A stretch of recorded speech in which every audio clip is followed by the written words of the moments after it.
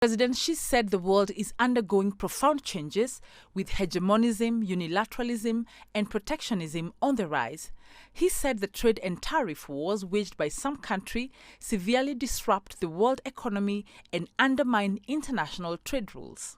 President Xi urged BRICS countries standing at the forefront of the global south to act on the BRICS spirit of openness, inclusiveness, and win-win cooperation, jointly defend multilateralism and the multilateral trade system, advance greater BRICS cooperation, and build a community with a shared future for humanity. To this end, President Xi made three proposals. First, to uphold multilateralism to defend international fairness and justice. President Xi said history shows that multilateralism is the shared aspiration of the people and the overarching trend over time, and it is important for world peace and development.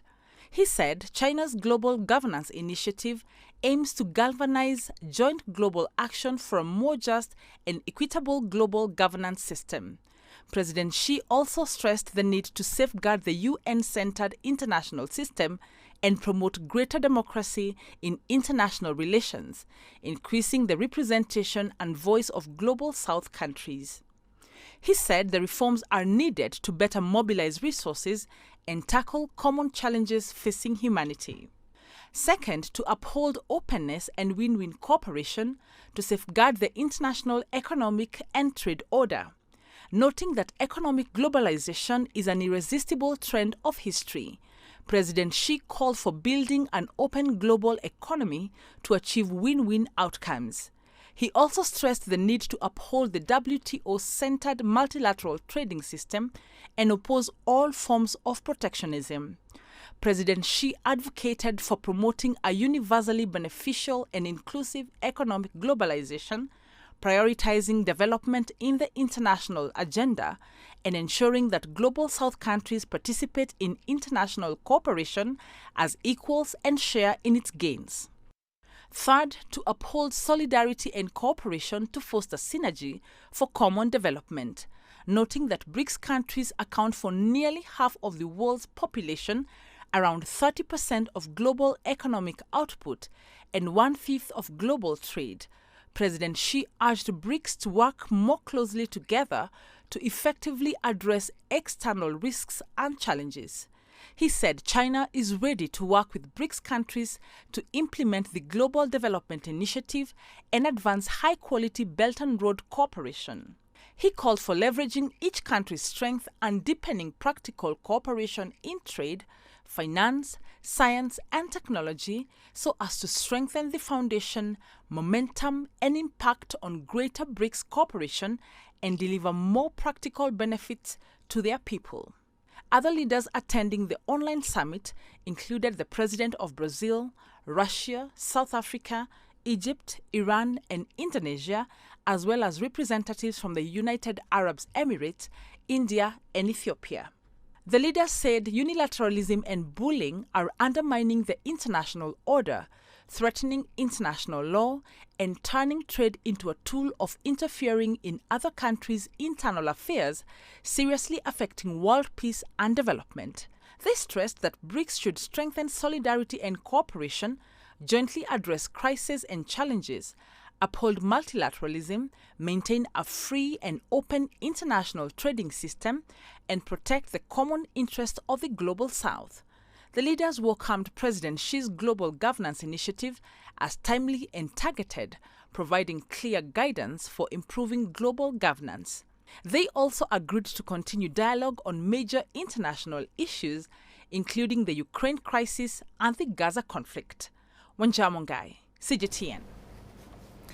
Some hours ago, we spoke to Kavins Adharia, an expert on Sino-African relations, to explore the BRICS leaders' meetings and the outcomes and ideas from today's discussions. Remember, the WTO was an inspiration of the global community for a trade body that can coordinate, can harmonize, and can resolve disputes. Now, the United States has put cold eyes on the WTO. They are unilaterally deciding on how much tariff they can place on countries. All countries, including regions that do not have human beings, have been levied with taxes by the US administration. And now even allies, like India, 50%, Brazil, 50%. And if you look at the trend, The leading members of BRICS are also suffering the highest tariffs by the Trump administration. Look at what's happening with South Africa, I think at 30%. And Trump just announced that he will not be attending the G20 summit held in South Africa. Why? Because he disagrees with South Africa. This is how much these trade tensions is causing global disharmony, and it's something that now the rest of humanity has to unite and figure out how best to do it. Europeans are equally in a dilemma. They don't know what to do with the Trump administration. But because of their historical attachment to each other, including security guarantees by Washington, they cannot voice as much as, say, China or India. And that is why I think it is important for a new framework that can galvanize all these voices together to promote a multilateral system, rooted in the rule of law, just like as aspired under WTO. So it's important that at this time we strengthen these global governance frameworks that give justice and equal rights to all countries, irrespective of their political pie in the pecking order of politics around the world. Similarly, African countries now have to look for champions like China. They have to band it together. The Global South today represent a significant portion of humanity that cannot be overlooked. And if they work together, I think, in my view, they will countervail some of these measures coming from the Global North. Well, let's talk about that further, because you painted a picture earlier on of the potential that is within, this Global South. You talked about the human resources, the GDP, the figures involved, and also the mineral resources. President Xi has called for more results, from cooperation in the business, financial, scientific, and technological fields. So how have the BRICS nations progressed in these areas? Basically supporting each other in terms of trade. We are now talking about even a potential BRICS currency. We are talking about the issue of doing trade in their own currencies instead of relying on an external currency like the dollar that has nothing to do with the trading nations. So BRICS are proposing to members that let's do trade in our own currencies, for example. They are even talking about resource swapping. So if you don't have the money and you have the resource, you can do trade as well. So I think these are very significant measures. The effort, for example, to champion green development, with China being the largest source of green technologies today, and sharing that with the BRICS family is very critical.